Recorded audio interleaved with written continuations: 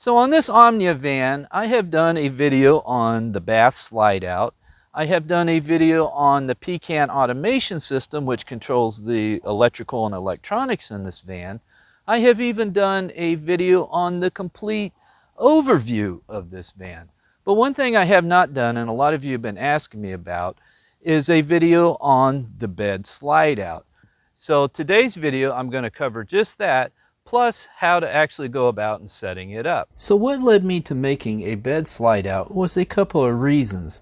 I've seen this used on some smaller travel trailers in the past, and I really like the concept. Plus, you can make use of space that is normally taken up by the bed without having to use a Murphy bed or by rearranging a bunch of cushions.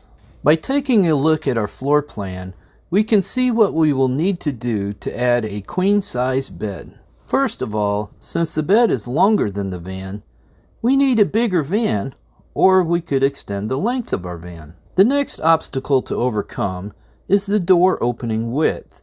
Since a queen bed is 60 inches wide, we could assume that a queen bed would fit in the 63-inch opening. But if we build a slide out, it will need to have some walls, preferably with insulation. Now let's say we build it with 2-inch thick walls on each side. That puts us at 64 inches. Plus we need some clearance so the walls are not rubbing against the opening. So now we're definitely wider than the 63-inch opening of our doors. Now I could make the bed narrower to fit between the door openings, but then I'm left with a fairly large gap on each side of the bed. This could be used for storage, but it would be inaccessible when the bed is pulled in. Plus, now we'd be looking at having to deal with non-standardized bed sheets. Another concern I had is with the rear doors. If they are open when the slide is out, then the insides of the doors will be exposed to the weather. Now I would have to look at weatherproofing the doors or putting covers on them when they are open. And that was something I really didn't want to have to mess with all the time. So with all that, the best solution I decided on was to remove the rear doors, cut out the door opening, extend the van, and then build a custom rear enclosure. Oh, and that reminds me, I still have the 2 rear doors off the original Omnia build, and I was thinking about selling them either on eBay or Marketplace. Let me know in the comments below which you think would be the better one to use, or if you have a different idea, let me know that too.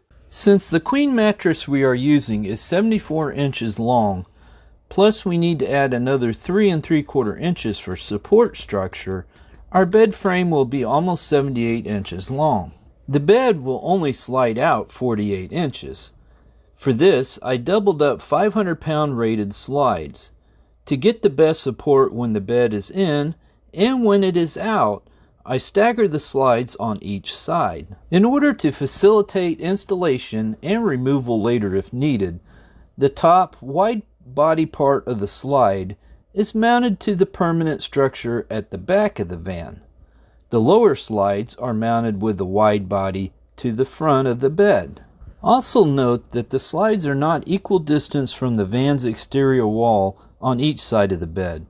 On the passenger side, they are on the inside of the galley counter. On the driver's side, they are behind the bench seat and are much closer to the exterior wall.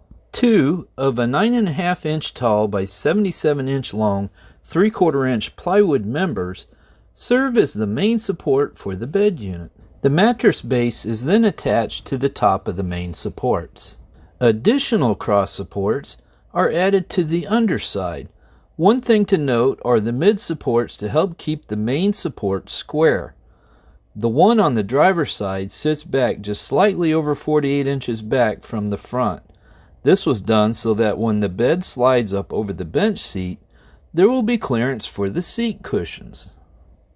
Next, side filler pieces were added to give us another 5 inches of room on each side of the bed. A shelf for the exterior end of the slide out was assembled in one piece. It was then added to the bed base unit. All future van builds, to save on labor and hassle, this is and will be finished before we install it.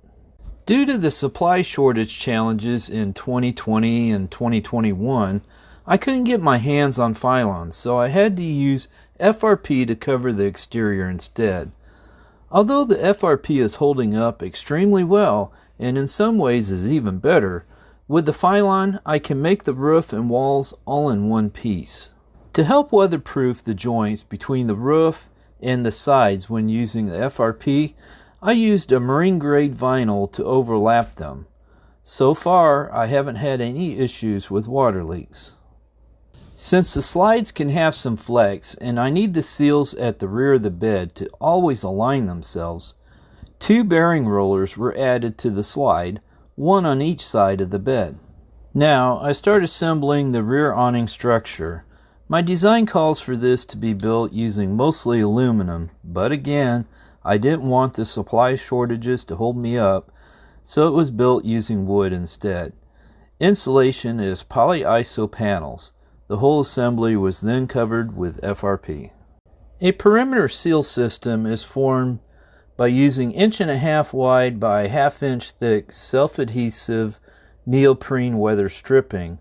Holes and a linear notch are cut into the weather stripping to attach 3D printed retainer pieces, which are screwed in from the back side. I attach this to a 3-inch wide strip of FRP. This is done to add strength to the weather stripping, since the sealing forces are on the side of the weather stripping instead of on the top like would normally occur. And also remember Murphy's Law number 1248, that the best adhesives will probably fail if you need them to be permanent, and temporary adhesives will become permanent if they are intended to be removed. With the slide all the way out, the FRP weather strips are inserted from the outside with the weather stripping facing inward. They are drawn tight against the bulb seals that are on the inside of the slide. The FRP weather strips are then fastened to the walls and the ceiling of the van. When the slide is pushed back in, the bulb seals on the outside of the bed slide will mate with the other side of the neoprene weather strip. The awning is then attached to the bed slide unit using 3 barn door style hinges. The gap at the top is weatherproofed using a marine grade vinyl. I installed 12-volt actuators to the awning. They are housed in enclosures that contain USB plugs, outlets, and reading lamps that are used inside the bed slide out. The rear tent window unit is now installed, and the removable ceiling panel was also installed. And we can work on finishing up by adding the clothes cabinets and the under cabinet drawer unit that slides in and out with the bed. On the rear awning, I've installed lights and Bluetooth speakers. Also, a vinyl barrier with trim was installed around the actuator arms. Next, we install an underbed 4-foot slide unit. And finally, our outdoor prep center is installed. It fits into a clip in the back and is held up in place with 3 T-bolts. This makes it easy to swap out with different modules if desired. If you'd like to see a video on how this module is made, please type yes in the comments below. The outdoor kitchen prep unit has bulb seals to make the back critter-proof when it is slid in. When the bed is slid out, an inner flap seals up the opening where the prep center was located. Bed support poles are used whenever the bed is slid out for any period of time and must be in place before opening the rear awning while the bed is slid out. They reduce the stress on the slide units and prevent them from warping.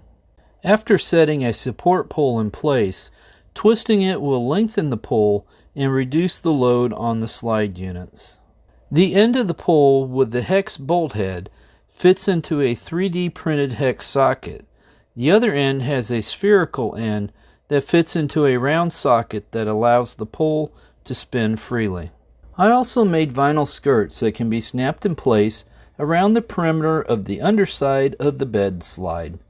These help protect the slides from weather and other contamination. Plus, they help with the aesthetics when the slide is out. Please give us a thumbs up if you like this video and subscribe to our channel if you haven't already. Thanks for watching.